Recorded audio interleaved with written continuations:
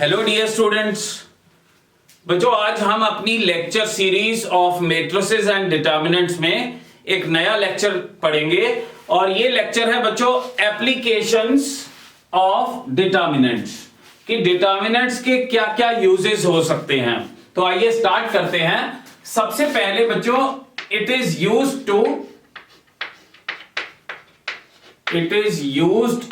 To find cross product of two vectors. Cross product of two vectors. बच्चों determinant के जरिए हम दो वेक्टर्स का क्रॉस प्रोडक्ट निकाल सकते हैं। कैसे? तो देखिएगा सामने। सपोज कीजिए कि एक वेक्टर ए वेक्टर हमारे पास है 3i minus 2j plus 4k और बी वेक्टर है हमारे पास से 1i plus 1j minus 3k और हम चाहते हैं कि a क्रॉस b निकालें। Cross product of a and b, a cross b निकालें। तो डिटर्मिनेंट की मदद से हम क्रॉस प्रोडक्ट निकाल सकते हैं। तो कैसे करना है? आपने डिटर्मिनेंट बनाना है। पहली रो में बच्चों i j k लिख देना है। दूसरी रो में ये पहले है ए वेक्टर के जो कोफिशिएंट है वो दूसरी रो में लिखने हैं। जो पहला वेक्टर है उसके कोफिशिएंट्स दूसरी रो में लिखने हैं। तो ए वेक्टर के कोफिशिएंट है 3 माइनस 2 और 4। आई जे के कोफिशिएंट क्या है? 3 माइनस 2 और 4। और बी वेक्टर के जो आई जे के कोफिशिएंट्स हैं वो आपने थर्ड रो में लिखने हैं। वो क्या है? 1 1 और -3। बात समझ गए बच्चों? अब इस डिटर्मिनेंट को एक्सपैंड कर दीजिए। आपने एक्सपैंड करना सीखा हुआ है डिटर्मिनेंट को। सेम इसको रो 1 से एक्सपैंड करें बच्चों। तो कैसे एक्सपैंड करते थे? रो 1 के एलिमेंट्स लिख लें आई जे एंड के, फिर रो 1 के निशान क्या होते हैं? प्लस माइनस प्लस निशान लिख लिए और साथ में माइनस को मल्टीप्लाई कर देंगे। तो आइए करें। आई जिस रो में है वो छोड़ दो, जिस कॉलम में है वो छोड़ दो। ये कितना बना? 6 माइनस 4। 6 माइनस 4 बच्चों कितना हो गया? 2। जे जिस रो में है वो छोड़ दो, जिस कॉलम में है वो छोड़ दो। कितना आया? -9 माइनस 4 माइनस 9 माइनस 4 कितना हो गया? -13। और k जिस रो में है वो छोड़ दो, जिस कॉलम में है वो छोड़ दो। 3 प्लस 2 वो कितना आया? 5। तो हमारे पास ये क्या आ गया है? ये आया 2i plus 13j plus 5k। So this is which vector? This is a cross b। बात समझ गए बच्चों? तो determinant is used to find the cross product of two vectors. बात समझ गए? क्रॉस प्रोडक्ट की समझ बच्चों वैसे तो तुम लोगों ने फिजिक्स में पढ़ा ही है। मैं फिर भी समझाऊंगा आपको। सपोज कीजिए हमारे पास दो वेक्टर हैं, एक ए वेक्टर और एक बी वेक्टर। तो जब हम ए क्रॉस बी करते हैं तो ये जो वेक्टर आया ये कौन सा वेक्टर है? आपने अपने राइट हैंड से ए क्रॉस बी है बच्चों, ए की तरफ उंगलियां रखनी है और बी की तरफ मोड़ देनी है। अपने राइट हैंड से ए की तरफ उंगलियां, बी की तरफ मोड़ दो। जो अंगूठे की डायरेक्शन होती है, आपके थंब की जो डायरेक्शन है वो कहां पे आ रही है? आउटवर्ड आ रही है। इस ग्रीन कलर के बोर्ड में ए और बी ड्रॉ किए गए थे। जब ए क्रॉस बी निकाला तो this will give you a vector which is perpendicular to the plane containing A and B. बात समझ रहे हैं बच्चों? तो ए क्रॉस बी कैसा वेक्टर है? जो जिस प्लेन में ए और बी हैं, इस ग्रीन वाले बोर्ड में ए और बी ड्रॉ किए गए हैं। तो जो ए क्रॉस बी है उसकी डायरेक्शन बाहर की तरफ आ रही है। तो बात समझ गए? तो डिटर्मिनेंट की मदद से क्रॉस प्रोडक्ट निकाला जा सकता है। लिख सकते हैं आप।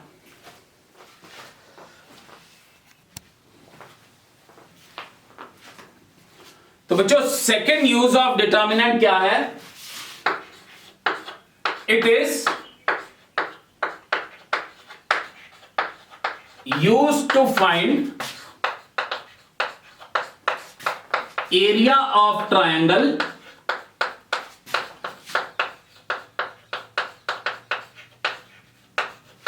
when the three vertices are given,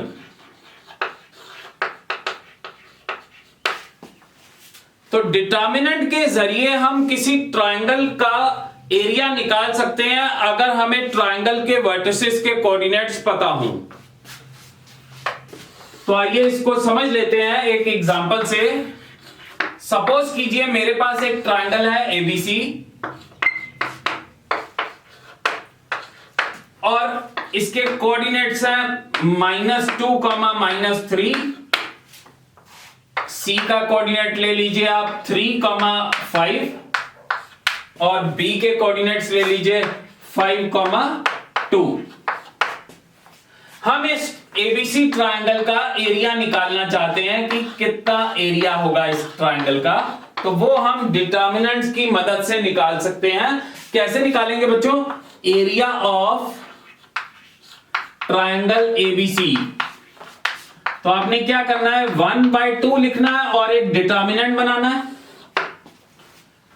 और फिर क्या करना है, पहले पहला कोऑर्डिनेट लिख लेना है, जो मर्जी आप पहला ले सकते हैं। पहले पहला कोऑर्डिनेट लिख लिया से 3, 5। उसके नीचे दूसरा कोऑर्डिनेट्स लिख दीजिए -2 और -3 और उसके नीचे थर्ड कोऑर्डिनेट्स लिख दीजिए 2, 5, 2। मैं दोबारा बोलता हूं, एरिया निकालने के लिए 1/2 लिखना है, एक डिटर्मिनेंट बनाना है। पहला कोऑर्डिनेट्स, पहले वर्टिसेस के कोऑर्डिनेट, दूसरे वर्टिसेस के कोऑर्डिनेट, तीसरे वर्टिसेस के कोऑर्डिनेट किसी भी ऑर्डर में लिख सकते हैं और साथ में आपने 1, 1, 1 लिख देना है। बात समझ गए बच्चों? और बाहर मॉड्यूलस डाल देना है। मॉड्यूलस इसलिए कि जो भी डिटर्मिनेंट का आंसर आएगा उसको पॉजिटिव कर देना, क्योंकि area is a positive quantity. तो बच्चों इसको एक्सपैंड कर देते हैं हम, इसको एक्सपैंड करें रो 1 से। 1/2 बाहर पड़ा हुआ है, रो 1 से एक्सपैंड करने लगे। रो 1 के एलिमेंट्स लिख लेंगे 3, 5 एंड 1। रो 1 के निशान क्या होते हैं, प्लस, माइनस और प्लस, और साथ में माइनस को मल्टीप्लाई कर देते हैं। बाहर मॉड्यूलस भी है। अब बच्चों 3 का माइनर क्या होगा, रो छोड़िए कॉलम छोड़िए, -3 -2 बन गया -5। 5 का माइनर क्या होगा, रो छोड़ दीजिए कॉलम छोड़ दीजिए, -2 -5 -7। और 1 का माइनर क्या होगा, रो छोड़िए कॉलम छोड़िए, -4 + 15 दैट इज 11। तो ये कितना आ रहा है बच्चों, 1/2। बाहर मॉड्यूलस पड़ा हुआ है, 3 × 5 कितना हो गया, 15, -15 हो गया, ये 7, 5 35 हो गया और ये +11 हो गया। समझ गए बच्चों? 35 - 15 कितना हो गया, 20, 20 + 11 हो गया कितना, 31। और नीचे कितना, 2, 31/2 square units will be the area of this triangle. बात समझ गए बच्चों? कैसे करना है मैं एक बार दोबारा बोल देता हूं। डिटर्मिनेंट की मदद से हम किसी ट्रायंगल का एरिया निकाल सकते हैं अगर हमें 3 वर्टिसेस के कोऑर्डिनेट्स पता हो। तो मैंने एक एग्जांपल ली, ट्रायंगल एबीसी बनाया, उसके कोऑर्डिनेट्स थे हमारे पास ये और ये। तो एरिया कैसे निकालना है, बाहर 1/2 लिखिएगा और एक डिटर्मिनेंट बनाइए। पहले कोऑर्डिनेट लिख लीजिए, उसके नीचे दूसरा, उसके नीचे तीसरा, जो मर्जी ऑर्डर में लिख सकते हैं। पहला आप ये लेना चाहते हैं, ये लेना चाहते हैं या ये लेना चाहते हैं, वो आपकी मर्जी। और थर्ड कॉलम में आपने क्या करना है, 1, 1, 1 लिख के इस डिटर्मिनेंट को एक्सपैंड कर देना। बाहर मॉड्यूलस जरूर लगाना बच्चों, क्योंकि एरिया पॉजिटिव क्वांटिटी होती है। तो ये हमारे पास क्या आ जाएगा, एरिया ऑफ ट्राइंगल। तो ये था इसका दूसरी एप्लीकेशन डिटर्मिनेंट की, लिख सकते हैं बच्चों।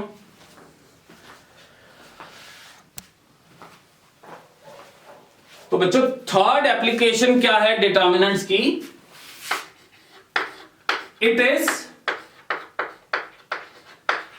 It is used to find equation of straight line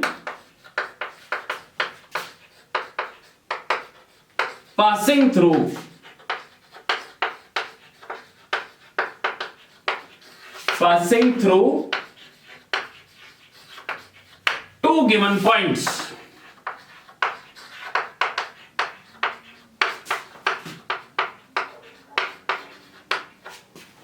बच्चों डिटर्मिनेंट का थर्ड इस्तेमाल क्या है कि इसकी मदद से हम किसी लाइन की इक्वेशन निकाल सकते हैं जो कि दो गिवन पॉइंट से पास कर रही है। We can find the equation of straight line passing through two given points. तो आइए इसको समझते हैं। सपोज कीजिए एक लाइन है और जो कि दो गिवन पॉइंट्स ए बी से पास कर रही है। मान लीजिए ए के कोऑर्डिनेट्स हैं 3, 5 और बी के कोऑर्डिनेट्स हैं मान लीजिए 7, -4। तो equation of line passing through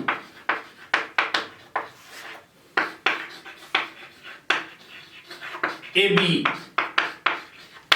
एक लाइन जो कि ए बी से पास कर रही है, इसकी इक्वेशन कैसे निकालनी बच्चों? तो सामने देखिएगा, आपने क्या करना है, एक डिटर्मिनेंट बनाना है। पहले लिखना है एक्स वाई, फिर उसके नीचे पासिंग पॉइंट के कोऑर्डिनेट्स, कोई भी पासिंग पॉइंट के कोऑर्डिनेट्स लिख सकते हैं। जैसे ए के कोऑर्डिनेट्स हैं बच्चों 3, 5 और उसके नीचे लिखना है दूसरे पासिंग पॉइंट के कोऑर्डिनेट्स जो कि हैं 7 और -4। बात समझ गए? और जो थर्ड कॉलम है उसमें 1, 1, 1 लिखना है और इस डिटर्मिनेंट को पुट इट इक्वल टू 0। मैं दोबारा बोलता हूं, आपने एक लाइन की इक्वेशन निकालनी है जो कि दो गिवन पॉइंट से पास कर रही है। तो क्या करना है, एक डिटर्मिनेंट बनाना है। सबसे पहले एक्स वाई लिखना है, उसके नीचे पासिंग पॉइंट के कोऑर्डिनेट्स और उसके नीचे दूसरे पासिंग पॉइंट के कोऑर्डिनेट्स और जो थर्ड कॉलम बचा उसमें 1, 1, 1 लिख के इस डिटर्मिनेंट को पुट इट इक्वल टू 0 और इस डिटर्मिनेंट को आपने एक्सपैंड कर देना से इसको रो 1 से एक्सपैंड करें बच्चों। तो रो 1 के एलिमेंट्स क्या हैं, एक्स वाई और 1। क्या निशान होते हैं, प्लस माइनस और प्लस, साथ में माइनस को मल्टीप्लाई कर देना है। तो x का माइनर क्या हो गया, रो छोड़िए कॉलम छोड़िए, 5 + 4 कितना आ रहा है बच्चों 9। y का माइनर रो छोड़िए कॉलम छोड़िए, 3 - 7 वो कितना आया -4 और 1 का माइनर रो छोड़िए कॉलम छोड़िए, -12 एंड -35, -12 एंड -35 कितना हो गया, -47 and put the determinant equal to 0। तो यहां से जो इक्वेशन आई वो आई 9x + 4y -47 = 0। This is the required equation of straight line passing through AB। तो ये है थर्ड इस्तेमाल डिटर्मिनेंट्स का। बात समझ गए बच्चों? लिख सकते हैं।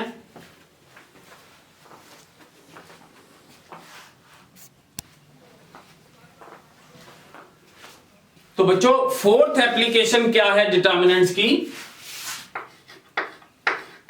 It is used to check the concurrency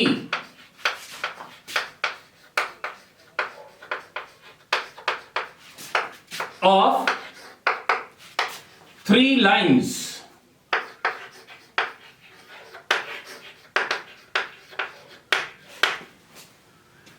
बच्चों डिटर्मिनेंट की मदद से हम पता लगा सकते हैं कि तीन लाइंस कॉन्करेंट है कि नहीं।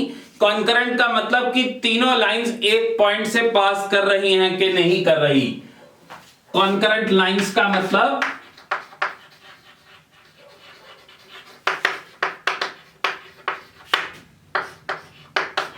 Lines passing through same point.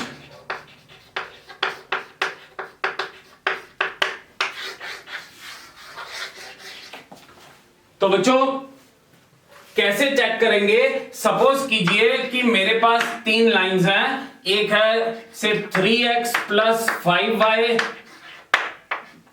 + 7 = 0। एक है सपोज कीजिए 1x + 2y + 3 = 0 और एक मान लीजिए हमारे पास है से -1x + 3y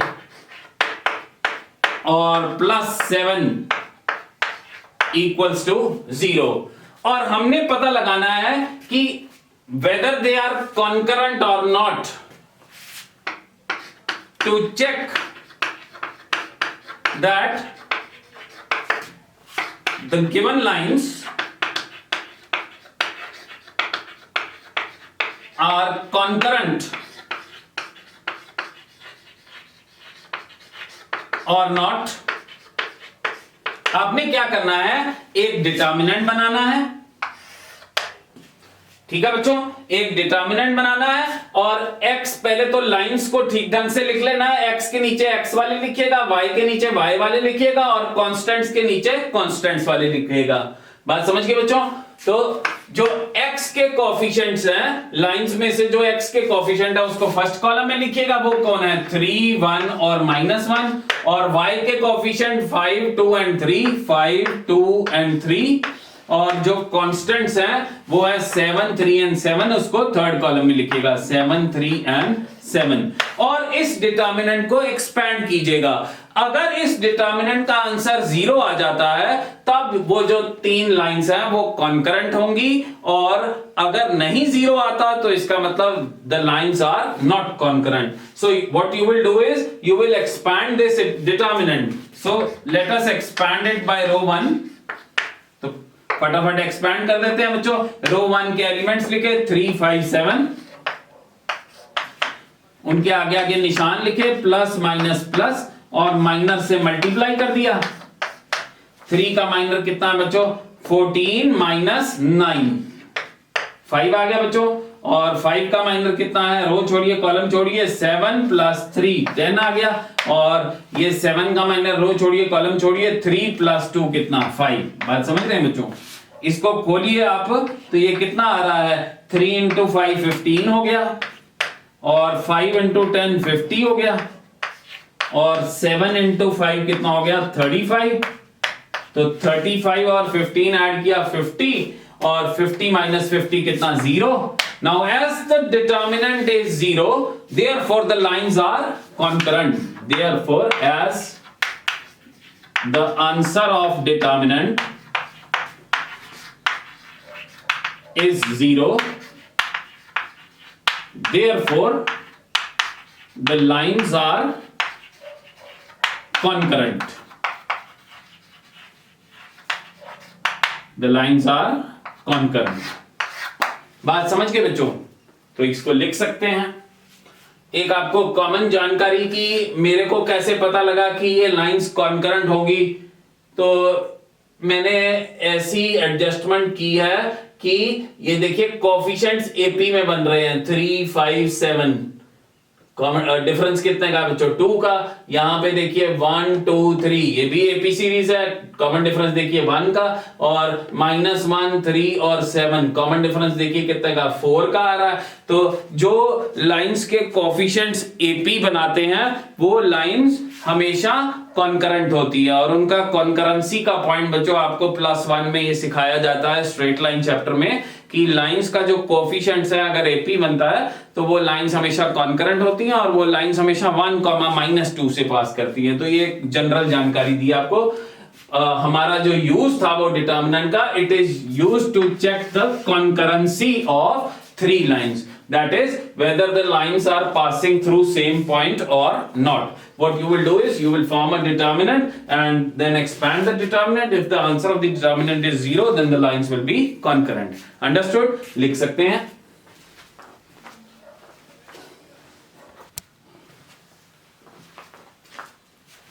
तो बच्चों फिफ्थ एप्लीकेशन ऑफ डिटर्मिनेंट क्या है?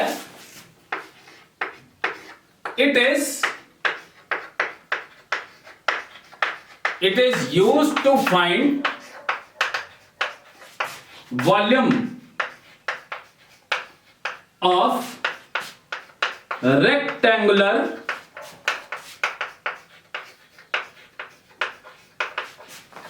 parallelopiped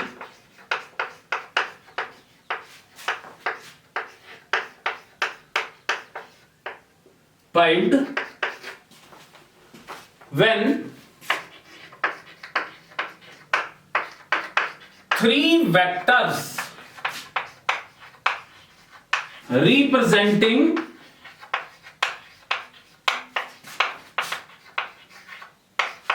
three co-initial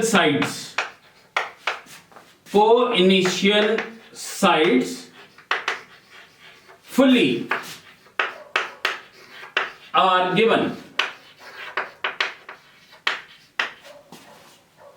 बच्चों डिटर्मिनेंट के जरिए हम वॉल्यूम ऑफ रेक्टेंगुलर पैरेललोपाइड यानी क्यूबॉइड का वॉल्यूम हम निकाल सकते हैं। बच्चों डिटर्मिनेंट के जरिए वॉल्यूम ऑफ रेक्टेंगुलर पैरेललोपाइड निकाल सकते हैं और कंडीशन क्या होनी चाहिए कि उस रेक्टेंगुलर पैरेललोपाइड की तीन कोइनिशियल साइडों को रिप्रेजेंट करते हुए तीन वेक्टर्स हमें पता हो तब। तो मैं एक डायग्राम प्लॉट करता हूं बच्चों। सपोज कीजिए ये X Y and Z axis है,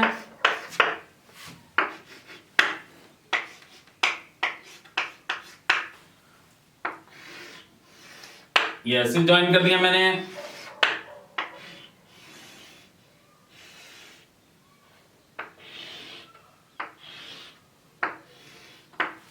तो ये बन गया हमारा एक cuboid O A B C D E F G. अब जो अगर आप ध्यान से देखेंगे इसका कोई भी वर्टेक्स पकड़ लीजिए आप, से ये एफ वर्टेक्स पकड़ा तो यहां से देखिए कितनी साइड्स शूट कर रही हैं, एक साइड, दो साइड, तीन साइड। तो ये कौन सी साइड्स होगी? कोइनिशियल साइड्स, क्योंकि इसका इनिशियल पॉइंट जो है एफ वो सेम है। कोई भी आप वर्टेक्स पकड़ लीजिए, जैसे ओ वर्टेक्स पकड़ा, एक, दो और तीन। तो वो ऊपर क्या लिखा गया है कि अगर हमें एक क्यूबॉइड की तीन कोइनिशियल साइड्स को रिप्रेजेंट करते हुए वेक्टर्स पता हैं, सपोज कीजिए ओ ए, ओ ई और ओ सी के अलोंग तीन वेक्टर्स जो कि इनको पूरी तरह रिप्रेजेंट कर रहे हैं, से ए वेक्टर, से बी वेक्टर और से सी वेक्टर हमें पता है। A vector, B vector, C vector are representing sides O A, O C and O E fully. तब इस क्यूबॉइड का वॉल्यूम कैसे निकालना बच्चों? तो सपोज कीजिए आपका जो ए वेक्टर है वो है एक्स आई प्लस वाई जे प्लस जेड के, और जो बी वेक्टर है वो है मान लीजिए U I plus V J plus W K, और जो सी वेक्टर है सपोज कीजिए alpha I plus beta J plus gamma K. तो बच्चों इस क्यूबॉइड का जो वॉल्यूम होगा, volume of this cuboid will be, आपने एक डिटर्मिनेंट बनाना है।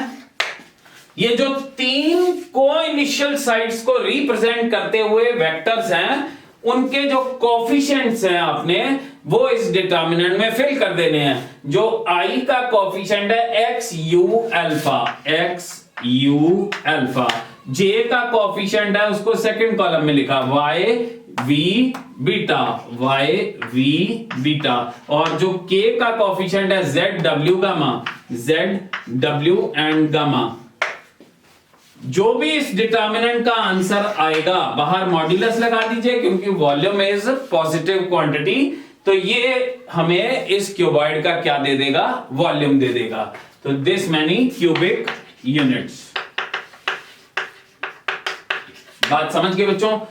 देखिए कोई रैंडम वेक्टर्स नहीं है तीन, वो तीन वेक्टर ऐसे होने चाहिए जो तीन साइड्स को फुल्ली रिप्रेजेंट करते हो। फुल्ली शब्द का क्या मतलब कि जितनी इस वेक्टर ए की लेंथ उतनी ही इस साइड की लेंथ। बात समझ रहे हैं बच्चों? तो ये है डिटर्मिनेंट की फिफ्थ एप्लीकेशन, लिख सकते हैं इसको।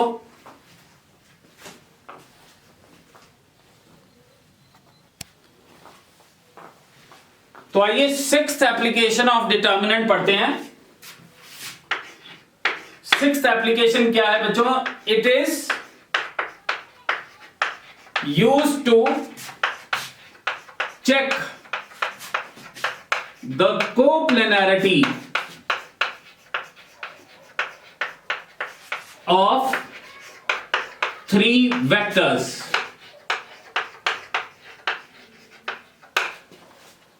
बच्चों डिटर्मिनेंट के जरिए तीन वेक्टर एक प्लेन में लाई कर रहे हैं कि नहीं कर रहे, इसका पता लगाया जा सकता है।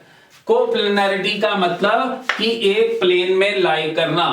तो वो कैसे करेंगे? सपोज कीजिए कि a x1i plus x2j plus x3k, ये हमारे पास a वेक्टर है। b वेक्टर मान लीजिए हमारे पास है x4i plus x5j plus x6k, और c वेक्टर मान लीजिए बच्चों x7i plus x8j plus x9k। तो to check that vector a b c are coplanar or not, coplanar का क्या मतलब हुआ? Lie on a same plane. तो क्या करना है बच्चों? आपने डिटर्मिनेंट की मदद लेनी है, एक डिटर्मिनेंट बनाना है। वो कैसे? जो वेक्टर, जिन तीन वेक्टर्स की बात चल रही है, उनके जो i के कोफिशिएंट है, j के कोफिशिएंट और k के कोफिशिएंट है, उनको रिस्पेक्टिवली फर्स्ट, सेकंड और थर्ड कॉलम में लिख देना है। i के coefficient x1, x4 and x7, x1, x4, x7, और j का coefficient x2, x5, x8, x2, x5, x8, और k का coefficient x3, x6, x9, x3, x6, x9। Now, if the answer of this determinant, if the answer of this determinant is 0, then the three vectors are coplanar.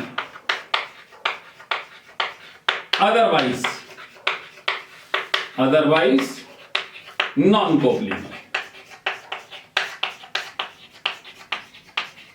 मैं एक बार दोबारा बोल देता हूं कि पता लगाना हो कि तीन वेक्टर्स एक प्लेन में लाई कर रहे हैं नहीं कर रहे, ये ए वेक्टर, बी वेक्टर और सी वेक्टर, हमें पता लगाना है कि तीन वेक्टर एक प्लेन में लाई कर रहे हैं कि नहीं कर रहे। तो आपने क्या करना है? फटाफट एक डेट बनाना है। वो डेट कैसा बनाना है? i, j, k के कोफिशिएंट्स को respectively first, second, third column में लिख के उस डिटर्मिनेंट को एक्सपैंड कर देना है। और अगर तो डिटर्मिनेंट का आंसर 0 आ जाता है, तब वो तीनों वेक्टर एक प्लेन में लाई करेंगे। अगर नहीं आता 0, तो वो एक प्लेन में लाई नहीं कर रहे। तो this is the sixth application of determinants. लिख सकते हैं बच्चों।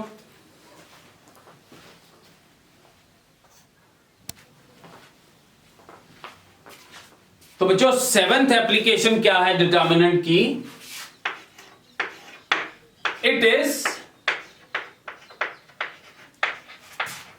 It is used to find volume of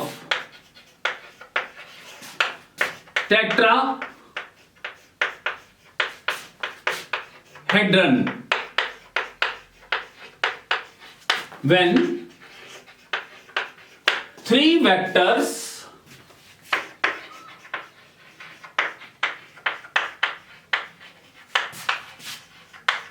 representing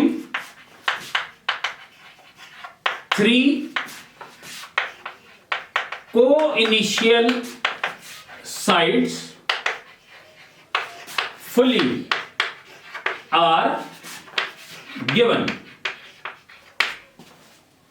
बच्चों डिटर्मिनेंट के जरिए हम टेट्राहेड्रन का वॉल्यूम निकाल सकते हैं अगर हमें तीन वेक्टर्स जो कि टेट्राहेड्रन की तीन कोइनिशियल साइड्स को फुली रिप्रेजेंट करते हैं पता है। तो we can find the volume of a tetrahedron. तो टेट्राहेड्रल स्ट्रक्चर बच्चों कैसा होगा? तो आइए प्लॉट करते हैं।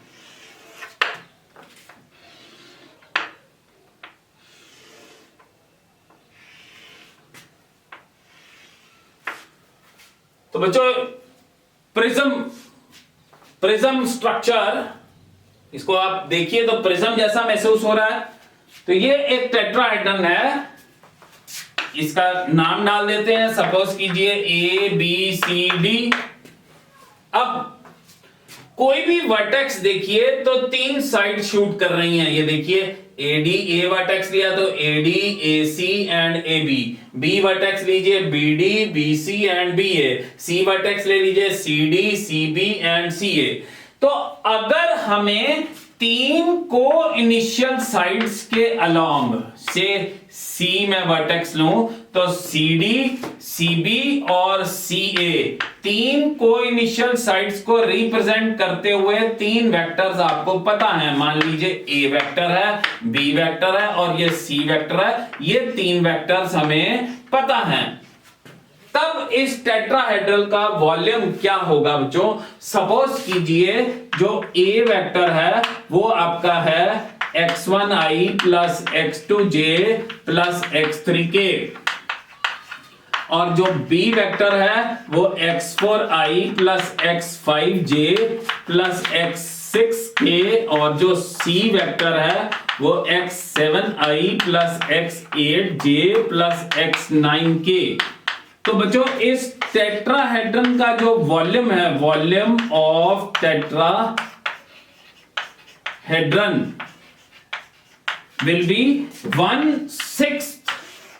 1/6 डालिएगा बाहर।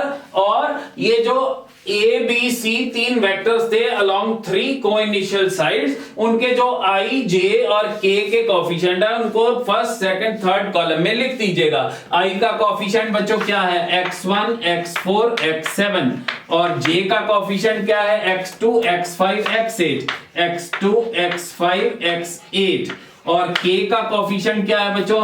x3 x6 and x9। तो ये डिटर्मिनेंट लिखने के बाद डिटर्मिनेंट को एक्सपैंड कर दीजिएगा, बाहर मॉड्यूलस डाल दीजिएगा, क्योंकि वॉल्यूम एक पॉजिटिव क्वांटिटी है। तो ये हमारे पास इस टेट्राहेड्रन की क्या आ जाएगी? वॉल्यूम आ जाएगी। बात समझ गए बच्चों? This many cubic units will give you the volume of the tetrahedron structure. Am I right? समझ गए बच्चों? लिख सकते हैं।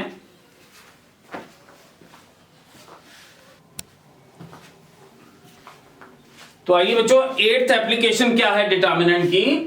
It is used to eliminate variables from special type of equations. तो आइए देखते हैं सबसे पहले तो वो स्पेशल सेट ऑफ इक्वेशंस क्या है। सपोज कीजिए हमारे पास 2 इक्वेशंस हैं, ax plus by equals to 0 और cx plus dy equals to 0, और हम चाहते हैं कि we want to eliminate x and y and obtain a new equation. हम चाहते हैं कि x और y इन दोनों इक्वेशंस को इस तरह से लड़ाएं कि x और y एलिमिनेट हो जाए और एक नई इक्वेशन आ जाए। तो बच्चों आपने क्या करना था? ये जो पहली इक्वेशन है इसको by को उधर ले जाते, ax equal to minus by, और ये जो दूसरी इक्वेशन है उसमें से dy को उस तरफ ले गए तो cx equal to minus dy, इन दोनों को आपस में डिवाइड किया तो x से x कट गया, y से y कट गया, माइनस से माइनस कट गई। हमारे पास क्या आया? a upon c equal to b upon d। अब इसको क्रॉस मल्टीप्लाई किया तो हमारे पास AD minus BC equals to 0, एक नई सी इक्वेशन हमारे पास बन गई। ना इसमें x है ना इसमें y है, यही तो हमें रिक्वायर्ड था। अब यही काम डिटर्मिनेंट भी कर सकता है बच्चों, कि जो हमने ये एक लंबा प्रोसेस अपनाया, इसमें तो ये लंबा प्रोसेस नहीं था। अगर आप सोचेंगे, मान लीजिए 3 इक्वेशन और 3 वेरिएबल होते और कहा जाता कि x y z को एलिमिनेट कीजिए, तो बहुत ही लंबा प्रोसेस हो जाना था। तो ये जो हमने काम किया है एडजस्टमेंट से, इसको डिटर्मिनेंट सीधा ही कर सकता है। तो to eliminate x and y from this set of equation आपने क्या करना है? एक डिटर्मिनेंट बनाना है बच्चों। जो x के कोफिशिएंट्स हैं a और c उनको पहले कॉलम में लिख देना है, जो y के कोफिशिएंट्स हैं b और d उसको दूसरे कॉलम में लिख देना और इस डेट को 0 कर देना है। और इस सेकंड ऑर्डर डेट को अगर आप खोलेंगे तो AD minus BC equals to 0। ये एक इक्वेशन बनी है जो कि x और y को एलिमिनेट करके बनी है। ये रिक्वायर्ड इक्वेशन होगी, आप चेक कर लीजिए। ये AD माइनस BC इक्वल 0 वही इक्वेशन आई है जो हमने इस प्रोसेस से निकाली। बात समझ गए बच्चों? तो सपोज कीजिए कि ये सेट होता हमारे पास ax plus by plus cz equals to 0, ux plus vy plus wz equals to 0 and alpha x plus beta y plus gamma z equals to 0। ये एक सिस्टम होता हमारे पास, सेट ऑफ इक्वेशंस होता। इसकी स्पेशलिटी क्या है बच्चों सिस्टम की, कि जो इसका कांस्टेंट है वो 0 होगा हमेशा। यहां पर भी देखिए कांस्टेंट जो है वो 0 होगा। अब हम चाहते हैं कि वी वांट टू एलिमिनेट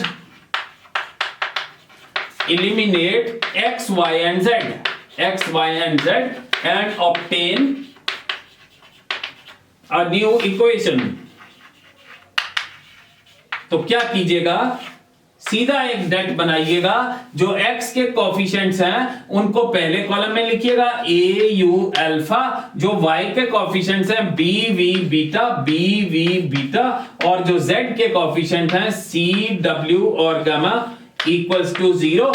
इसको एक्सपैंड करके put it equal to 0, this will be our required equation. तो this is another application of determinant. बात समझ गए बच्चों? तो इसको भी लिख सकते हैं।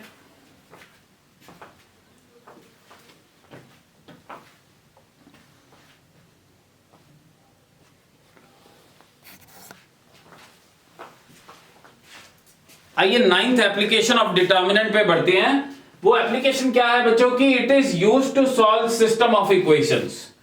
सिस्टम ऑफ इक्वेशन कैसा होगा, it will involve two equation, two variable and the equations will be linear in nature, और the system will be involving 3 equation 3 variables. बच्चों आप याद कीजिए, एक पुराने लेक्चर में मैंने एक कॉन्सेप्ट पढ़ाया था जिसका नाम था क्रैमर्स रूल। क्रैमर्स रूल इस पर्टिकुलर एप्लीकेशन को डिटेल्ड वे में समझाता है। वो आपको बताएगा कि कैसे 2 इक्वेशन 2 वेरिएबल और 3 इक्वेशन 3 वेरिएबल वाले सिस्टम को सॉल्व कर सकते हैं। तो आपने क्या करना है, उस लेक्चर को रिवाइज करना है और अंडरस्टैंड करना है। So in today's lecture we have discussed 9 application of determinants. Hope you have understood all those. Okay बच्चों, and in the subsequent lectures of determinant we will be discussing the properties of determinant and solving the question through properties. Okay, so you revise all the previous lecture and keep studying. Okay बच्चों, thank you.